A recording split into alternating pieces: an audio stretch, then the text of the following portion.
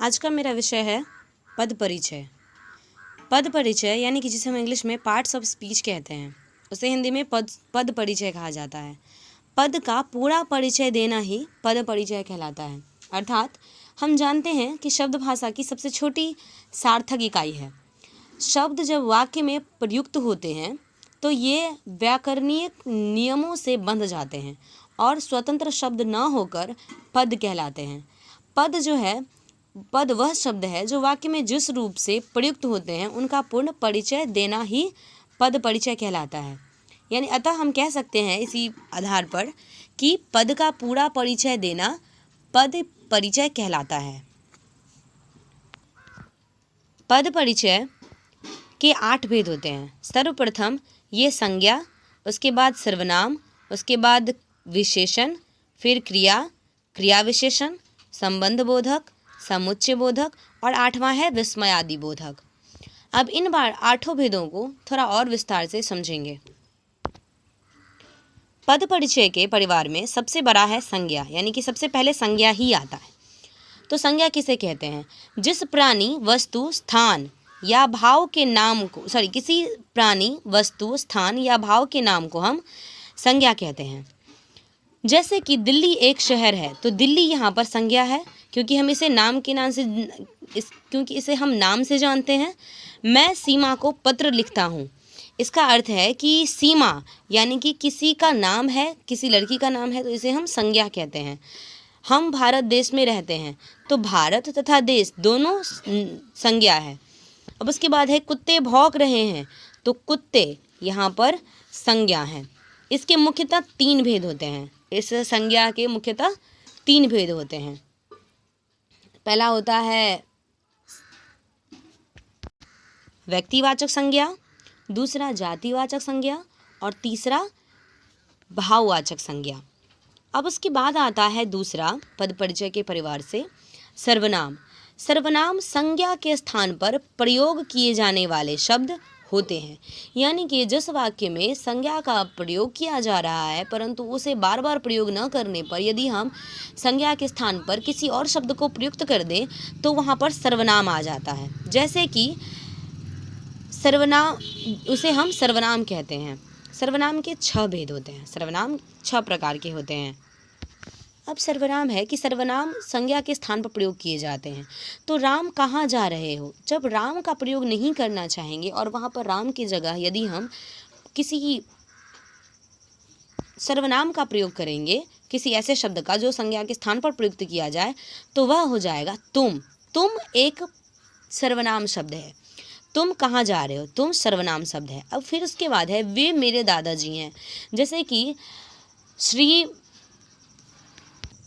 मदन मोहन झा मेरे दादाजी हैं, उसमें अगर उस नाम के स्थान पर यदि हम किसी शब्द का प्रयोग करें तो ये कर सकते हैं कि वे मेरे दादाजी हैं, तो वे सर्वनाम हो जाएगा।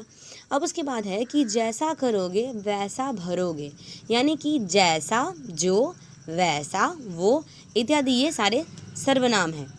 अब उसके बाद आता है विशेषण। ये तीसरा है विशेषण।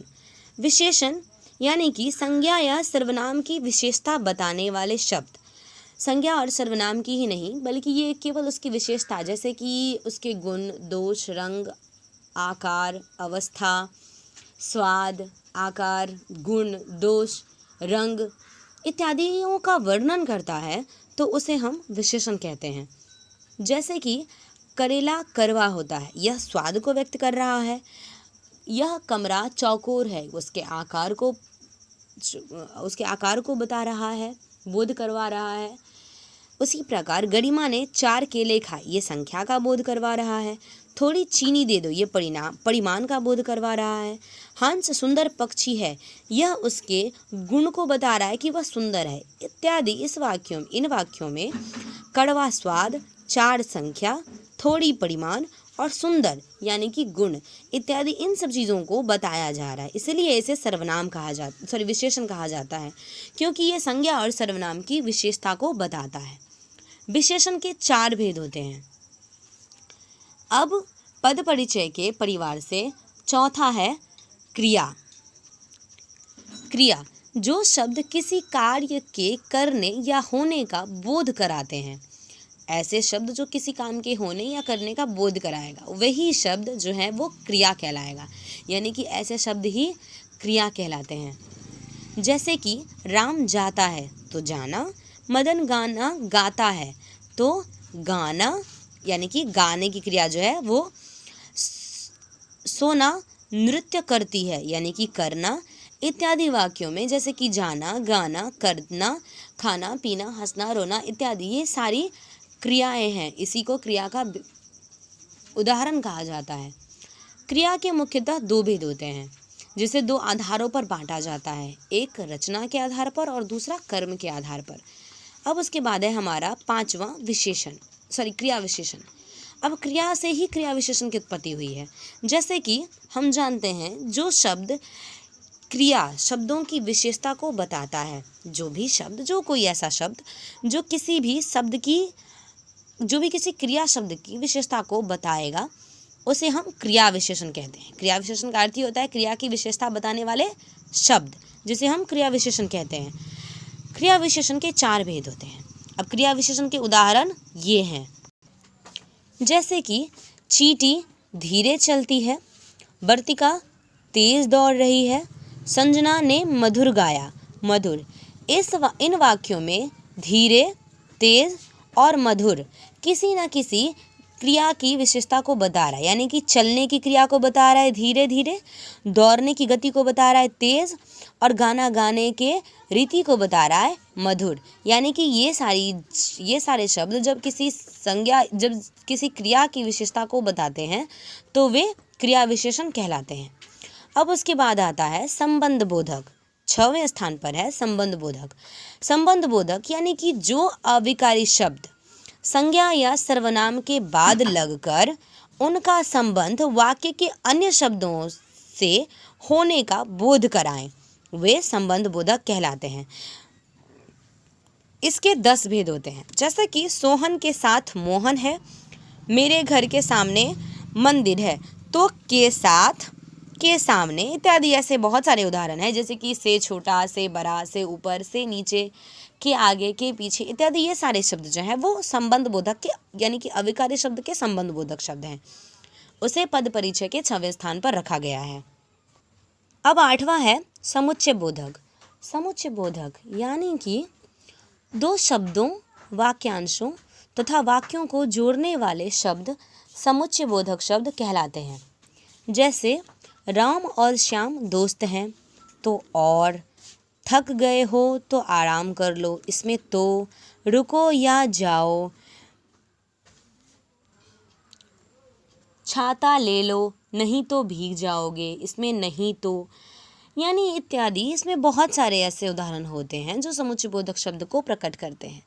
ये समुच्चय बोधक शब्द किसी दो वाक्यों को, दो वाक्यांशों को तथा दो शब्दों को आपस में जोड़ने का कार्य करते हैं। ये आपस में एक दूसरे को जोड़ देते हैं। जैसे कि राम जा रहा है, श्याम जा रहा है। जब दो कर्ता एक ही प्रकार की क्रिया कर रहे हैं तो इन वाक्यों में ऐसा होना ज़रूरी है कि दो कर्ताओं को एक साथ जोड़कर वाक्य के क्रिया को एक कर दिया जाए। जैसे कि राम और श्याम जाते हैं, यहाँ पर राम और श्याम जो है वो पहले एक वचन में था, अब बहुवचन में बदल गया है।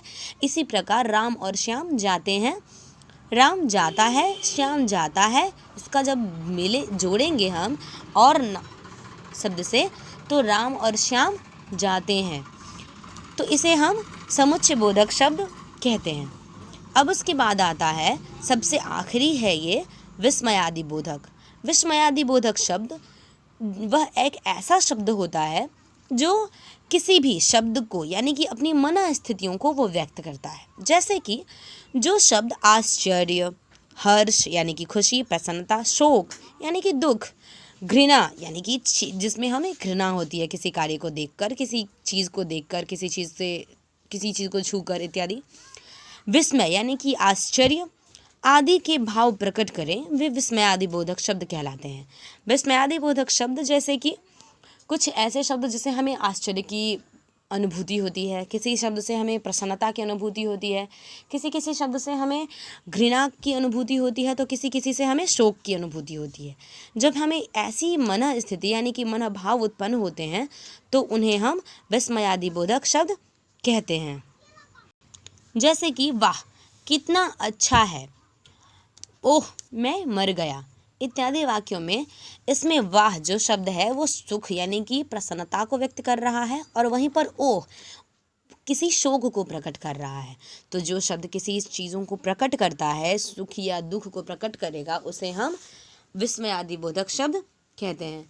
विस्मयादि बोधक शब्द के वैसे तो 10 प्रकार के होते हैं, जैसे कि उसमें अलग अलग प्रकार की अनुभूतियाँ उत्पन्न की जाती हैं, जैसे कि विस्मय, एक हर्ष, घृणा, स्वीकृति, चेतावनी, जैसे कि खबरदार तुम यहाँ से हिलोगे नहीं, ऐसे शोक बोधक, आशीर्वाद बोधक, जीते रहो, दीर्घायु हो, ऐसे प्रकार के वाक्य, भय बोधक, संबोधन बोधक, प्रशंसा बोधक और क्रोध बोधक इत्यादि सारे विस्मयादि बोधक कहलाते हैं।